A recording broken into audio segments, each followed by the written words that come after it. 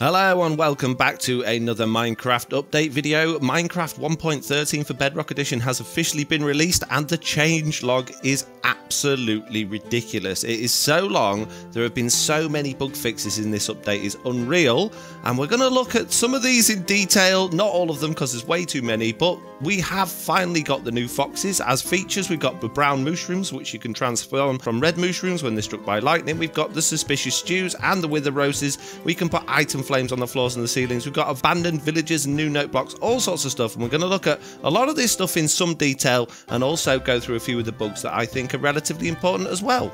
Okay, so coming into the game, we are greeted with this screen, which seems to have a lot less going on than before, but before we do anything, we're going to look at the new skin creator in here. Now, it actually took me quite a while to figure out how to get my character, because it's not ever so obvious now, and the way I did it was I had to click on this guy over here, go to owned, and then import, and when I clicked choose new skin, I could actually find the skin that I wanted to add, which is quite a long-winded way of getting your character in here. You can also obviously change your character and you can add different skins and stuff to it and customize it, which is great, but then it saves it, and that's not what I want. I want my character, which means I've got to then go back through this, go to that, and then click that, and then I think it saves. Yeah, so it's a really long-winded and painful process just to get your custom skin, which I'm not overly happy with, but you know, it's good that we've got this new skin creator. Not something I'd probably use very much, but yeah, certainly great for people that don't have custom skins on different devices. Going into the next menu, what we want to do is create a new world, but before we do that, I'm just actually going to hop into one of the realm management features and show you that we can now add in resource packs to realms while the realms are actually running. So we can deactivate resource packs while they're running, and we can actually add more in while they're running, which is really handy. Same thing for behavior packs as well. Coming in to create a new world, again, we've got a lot of clicks that we've got to go through just to actually find this. So we click that, and then we click create new world. So we've got 2 clicks just to get to our create new world screen. And we can either create that on a realm and overwrite one of our realms, or add a brand new realm, or we can just create it normally as well. They've still got multiplayer set on by default, but it is only on friends of friends, which is a lot better. We don't want that on friends of friends. We want that as default off, because we don't want random people joining our game unless we know about it. So always make sure you turn that off unless you want people to just randomly be able to join your game. There's not so many new features in the create game options, apart from this one down here, which is respawn radius. And I believe this is the radius of blocks that you'll respawn from where you set your spawn effectively. So that's set to 5. Now, obviously, the first thing we want to look at is foxes, which I have already found out that you cannot put in a 1 high fence, which is kind of what I expected, but I just wanted to check. So let's put them in a 2 high fence. Let's see if they can jump out of this. Basically, foxes can jump really high, and if you've got some chickens, they will jump over big fences to get them. So I just want to see this in action. Now, we've got 2 foxes here, and we've got 2 chickens. Can the one in the fence jump out? This is what I want to know.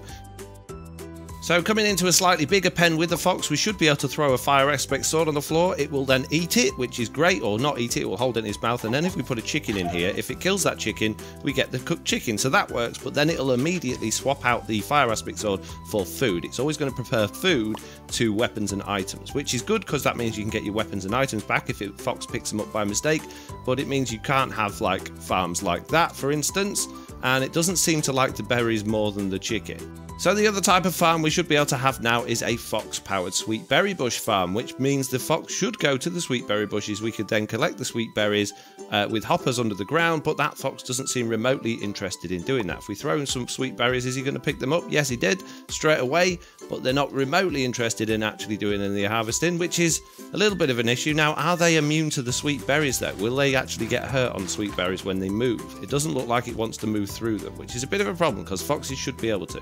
The other thing with foxes, if we've got a mummy fox and a daddy fox, we should be able to feed them both and make them breed, and we should be able to get a baby fox, which should then be technically tame to us. So if we was horrible and killed its parents, we should now have a fox that's not remotely bothered by us, and it is very, very, very cute. The little baby foxes are amazingly cute. This one is still stuck exactly there. Let's just spawn one. No, we don't want a chicken. Let's spawn a fox somewhere. Can we? There we go. They can walk through the big sweet berries, but apparently they choose not to, and they certainly don't seem to be harvesting them. Oh, that one did look. That one harvested them, but that one's stuck. So they won't walk into sweet berries, but if they're already in them, they seem to harvest. Well, I'm spending way too much time with foxes. Let's move on to the next stuff. And the next thing is, of course, the mushroom cows, which we should now be able to turn into brown mushroom cows. There we go, that actually worked. And then we should be able to use a bowl to get some suspicious stew. Oh, no, just mushroom stew. Oh, we have to give it a flower first, don't we? So, because the wither roses are new, let's give it a wither rose, and then let's use a bowl. And there we go. Look, we've got some suspicious stew, which when we eat it should give us the... Is it the wither effect? I can't tell. Yeah, the wither effect from eating that, which is very interesting. And the other thing I want to do is actually chuck a load of wither roses on the floor and actually make sure these are actually going to, yeah, give damage to animals. So let's chuck a couple of chickens on those wither roses and see if they get the wither effect, which they absolutely do not appear to be getting the wither effect, and they are also not pathfinding through it either. So if I hold some seeds, can we lure the chickens towards us? No. So the chickens, or I guess probably any animals, let's just try a mushroom. If we put a mushroom on there, probably not going to move. They're probably not going to move anywhere from that. Let's grab a lead and let's see if dragging them through it actually causes them to take damage. No. Well, this is very interesting. I just switched from peaceful mode to easy mode, and now the wither roses are actually taking effect on the passive mob. So it looks like the easy and the peaceful mode affect the wither roses regardless of whether you're a player or an entity. So if I put myself into survival mode, yeah, so the wither roses do actually work. So I was completely wrong on that one. On a lighter note, however, item frames can now be added to the floor and the ceiling, but they cannot be put on adjacent blocks next to each other. So we still can't have infinity rooms or anything like that. I cannot put item frames on any blocks that are next to each other, which is a real big letdown for Bedrock Edition, but it's still very, very cool that we can add them to the floor and the ceiling. So that's definitely a welcome change, and they don't seem to be broken, which is great. Now, according to the update log, pillagers will have a celebration event if they successfully raid a village. So let's see what happens when that happens. So if I give myself the bad omen effect, we should immediately trigger a raid, which we have done, and the raid guy should hopefully come and kill this villager. Come on, guys. Oh, they've wandered into the wither roses because they're smart.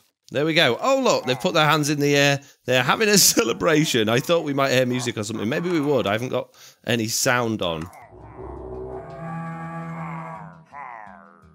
Celebratory trumpets, but that's about it. They're just putting their hands in the air. So, yeah, that's kind of cool. That works. If I then go into survival, are they going to... Yeah, he's going to get his crossbow back out and try and shoot me. So they don't celebrate for too long.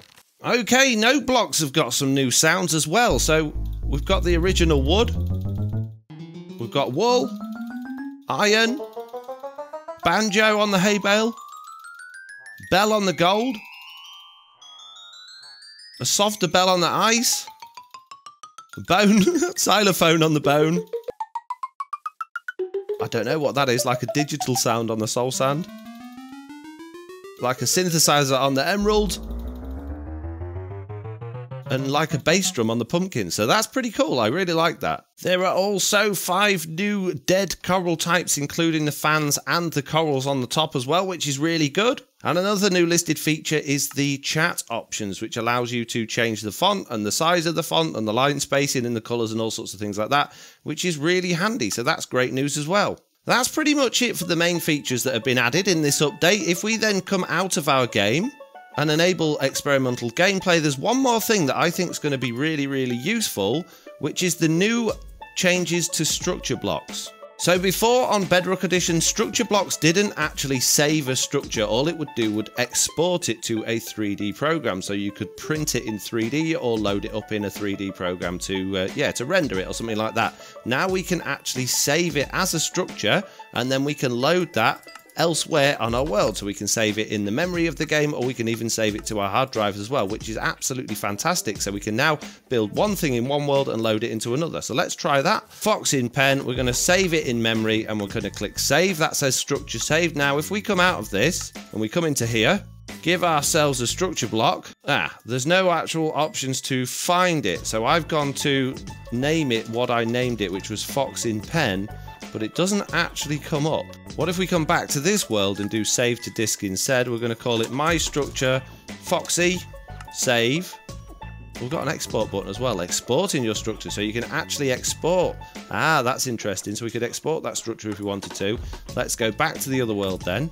Let's pop down another structure block. Let's go to load and then call it Foxy. Will it remember it? No, it doesn't. That's a shame. And there doesn't appear to be an import option anywhere here. We've got the export option still, but there doesn't appear to be any import option. Which brings me back to the menu. In the previous version, Minecraft Bedrock Edition 1.12, every time you loaded the game, your skin would revert to the default Alex or Steve. Now, according to the changelog, some instances of this have been fixed. So it's not saying it's completely fixed it, but it has fixed it in certain instances. So sometimes it will work, and then perhaps in other circumstances it won't. Another fix that I think is really important, but it's going to be difficult to demonstrate, is related to unloaded chunks that could appear in realms and local worlds. This used to happen a lot on the truly Bedrock realm, so I'm really looking forward over the next few weeks to see if this is still occurring or not, or if that's finally gone away for good. In the gameplay bug fixes, it says players in waters are now knocked back by TNT explosions, which means we should be able to have TNT cannons for players again, but I believe this is still not actually fixed. Now, what you used to be able to do is have something a little bit like this, stand in the middle, press the button, the TNT would ignite and your player would go sky high without taking any damage. But as you can see, we still don't get any knockback from the TNT in the water, which is a bit of a shame considering it says that it's definitely fixed that one. A big one is that players now properly receive stored XP from furnaces. So if you weren't already aware, furnaces since 1.12 were supposed to store the XP for every single item they've ever smelted, regardless of whether they got taken away in a hopper or not, which meant that you should be able to go up to the furnace at any point, take out an item and receive all of the XP. The problem was there was a bug that meant that sometimes it would just completely forget all of the levels of XP that it had stored, and you wouldn't get any. So this means that we can finally have decent furnace XP arrays, which hopefully that will actually work. Right then, another issue that has been plaguing Bedrock Edition for a long time is the fact that when you go through a Nether portal whilst eating, it can often transport you miles and miles through the overworld or through the Nether from where you don't want to be. Now apparently, let's just try this. This should have been fixed. Let's see. We've come out pretty much in the right place in the Nether, which is good. Let's go back into the overworld and see if we come back into the right place over there. We do. Right, we're going to try that again, but we're going to continue eating as we go through this time. I've lost more hunger and I'm going to eat food that actually doesn't fill up my hunger quite so quickly. So I was mid-eating there and still we come through to the right place. Now this is good, but I've had lots of reports already from people I play on Truly Bedrock with that this isn't actually fixed and this is actually causing problems even when you're not eating. So apparently now there is a chance that when you go through another portal, even when you're not eating, you'll end up at completely the wrong portal in completely the wrong part of the world, which is not ideal. And literally just as recording this clip, I've had a message from Silent Whisper in our Discord saying that if he went through the Nether portal in creative mode, he just ended up back at his spawn point in the overworld. Now I haven't actually set a spawn point yet, so let's do that and see what happens. So let's grab a bed, let's set our spawn, and let's go through. And it all seems okay for me. Maybe I'm doing something different to what he's doing, I don't know. But that seems okay, but keep your eyes peeled for it. Maybe if we had more than one portal, I don't know. Okay, in order to test the next thing, I need to actually teleport over to our command block systems on the Truly Bedrock realm, but I am actually on a creative download of that, so let's teleport over there. I also want to see if this is fixed, because before when you teleported over 50,000 blocks, it would not load the chunks in, but it has actually loaded the chunks in, which is absolutely fantastic, and it's nighttime, which is great.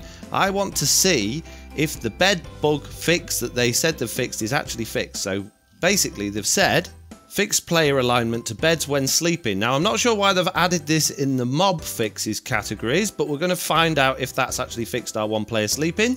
Okay, so what I've done here is I've rigged up a little device on here so that when a player is detected in a bed, the piston will extend, which should set off this note block hopefully. So what used to happen is I could stand anywhere around this bed, click on it, and the system would detect me being in the bed and it would forward through the night. Now what happened in the last update is we had to stand on the pillow of the bed, which you can see still worked. That activated that, which was great. Let's see if we can do it without having to do that by changing these back to how they used to be. Well, that's interesting. The cursor on these isn't working properly, so be careful when you're writing in your command blocks because the cursor position isn't actually where you think it is, which is very confusing. That's a bad change. What about when we go full screen? Does that work? Yeah, it works when you're on full screen. Okay, so now hopefully it will detect us properly in the bed. No, it still doesn't work. No, so yeah, so that system still doesn't work. So we're still going to have to use the compromised system of standing on the pillow in order to detect us in the bed, which is fine. That's absolutely fine. Now, another fix that they said they've added, which I think should be listed as a feature, is the ability to duplicate one tall flowers. Now, this was in the game before. If you bone mealed that, you would get different flowers but of the same type around it, but they would always either be red or yellow flowers. There'd never be anything else. Now apparently, now when you do this, you get flowers of the same type around it, which you can see from that one you do. You can see from the cornflower you do. The poppy still gives us dandelions, which is a bit weird. The blue orchid means we can get infinite amount of those now. And let's have a check with the wither rose. No, you can't do it with the wither rose, so we can't get infinite wither roses, but blue orchids, they're really, really useful for dyes and stuff like that. So the fact that we can get infinite ones of those, that's a big deal for me, and that's a big deal for a lot of people, I think. Drowns have also had changes made to them. The despawning algorithm has been changed to try and stop us having all our lakes in our areas full of drown mobs. So let's pop some water in there, let's stick a drowned inside it, and hopefully if we go more than 54 blocks away from that guy for more than 30 seconds, he should be gone by the time we come back. So let's go right over here like this. That's at least 54 blocks away. Let's wait 30 seconds and go back. Right, it's been more than 30 seconds. Let's go back and find out if he's gone. Has he gone? No, he's still there. So maybe I wasn't 54 blocks away. Let's try that again. And there we go. We're more than 54 blocks away now. Let's stand here. Let's wait another 30 seconds and hopefully this time he'll go. This will only happen if the drowned has not performed any actions in at least 30 seconds. Now I can see occasionally it does move and spin around, which is technically it performing actions. So maybe we need to be even further away. I mean, how are they going to stop the mobs doing that? Well, it's been more than 30 seconds and he's still there, and I could see him and he was moving. So I don't know how you would make it not do any action. So we're just going to have to keep our eyes on that one in game. For a very long time, zombies would not spawn in caves, which we thought was a fix to this cave spawning. We can see now those zombies are over there. They are now spawning in caves, which is good news. And apparently creeper farms will also work now as well. I've created what should work as a creeper farm, and you can see we do have a creeper in there. We've now got 2 creepers in there. Yep. So creeper farms should now work. We will still get spiders in there probably as well, but that's absolutely fine.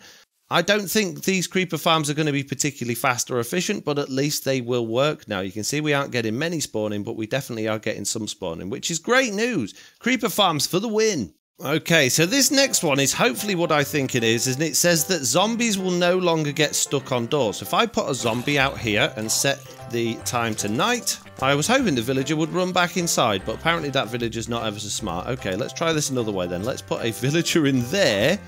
No, missed. There. Can I not place one in there? There we go. Let's put a zombie on the outside, and then let's open that door. This isn't going to work, is it? Because, oh my goodness, and that villager's come back out. Right, let's try this again. This time I've given them a bed, a torch, and I'm going to put them in there. I'm going to shut the door. It's night time. They should go to sleep, because another one of the bug fixes is that villagers will sleep properly, which it looks like they will. Let's put a zombie outside, and now let's see what happens. Let's just open this up and see if the zombie's going to go in. He is trying to break down the door, and there we go. He's broken through, and he's getting that villager. Okay. Now, if we put the door down on the side like that, it's technically open when it looks closed. So now let's see what happens. If that villager will go to sleep for us, please, that would be nice. No, he's going to go out. Why are you going out? No, you're not. You're too dumb to go out, because I put the door on backwards. There you go. Now he's in bed. Now let's see what happens. The zombie should think that's an open door. Yeah, he's just going to break through it. So the zombie doesn't care whether the door's on the side or the other way now. He's going to break through anyway, which means they're no longer going to get stuck on doors, which means they can get through any type of door apart from iron doors, which is a problem. Oh well, at least that's working the way it should do. Oh, and look, that's weird when I crouch, isn't it? Now, coming back to our little pen over here with our villager with the lectern, apparently, according to the changelog, the trade levels now match Java Edition. Now, I don't think that means we're going to get the same amount for trades or the same number of trades, but I think the actual levels that the villagers get will match. So it should technically be quicker to actually level up your villagers on Bedrock Edition now. Let's grab a whole bunch of emeralds and see what happens. So let's buy a load of his bookshelves. He's sold out of those. We got 5. So that, I think that's a little bit more than we got before. Let's buy some sea lanterns.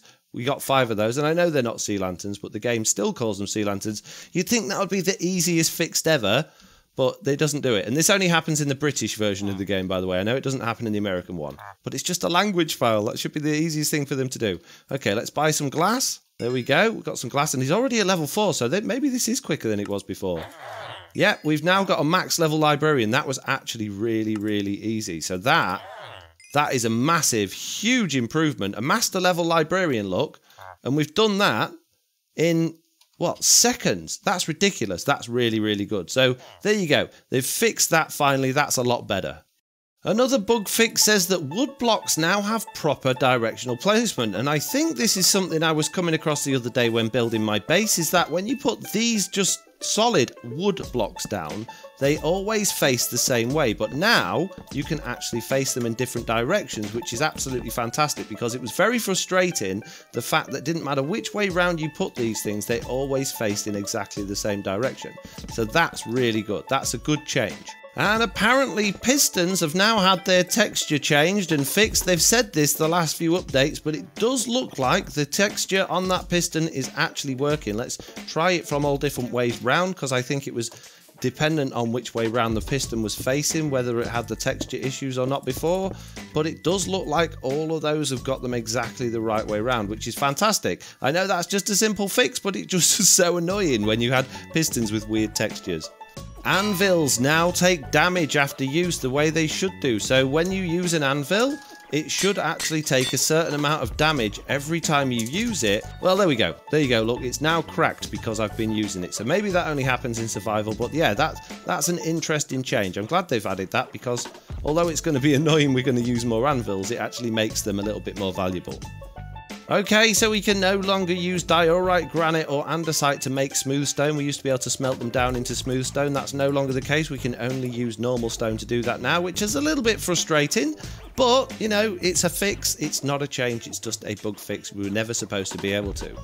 Back out on the truly Bedrock creative realm, we used to be able to use water buckets in dispensers to get rid of end portal blocks, so we could use these as wither killers. That's no longer possible now, although you still can punch it out in creative mode. And another couple of fixes with the cartography table. They'll no longer steal your items when you put stacks with them in.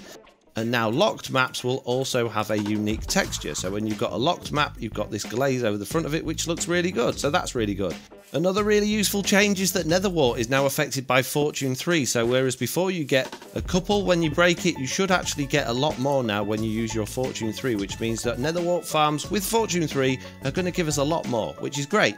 Another nice change, although difficult to see because there's a brand new world, is that Elytra should now have a new icon when they're damaged, and there's another few issues with Elytra apparently if you are using them in survival.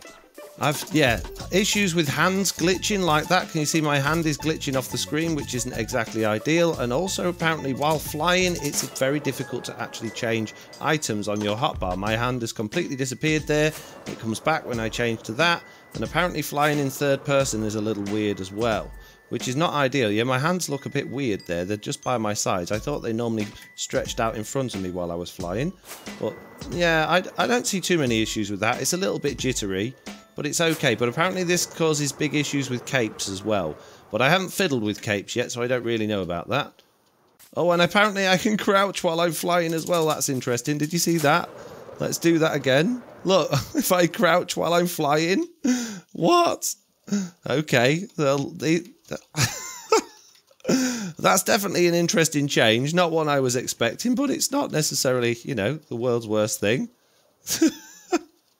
It could be worse. Speaking of crouching, crouching in general has changed. You see the jarring motion of the camera as I press the crouch button, and there is actually a very slight delay as well between you pressing the button and you crouching, which can be a little bit off-putting. And the same thing happens in third person as well, and in first person. And there are absolutely loads and loads and loads more fixes and changes to the game, which for the majority of for the better. There have been a few issues with some farms being broken, certain types of guardian farms, not mine thankfully, and zero tick farms and things like that have all been broken, but they're not broken, they're not buggy, they've been fixed. So anything that was basically relied on an exploit can potentially have now been broken. So we're going to need some redesigns for certain farms, which is absolutely fine. That's just another opportunity to play the game and be more creative. So as a whole, I'm really happy with this update. It's taken a long time to come out, and you can see just the amount of effort and detail they've put into all of these bug fixes. Just the sheer list alone is ridiculous.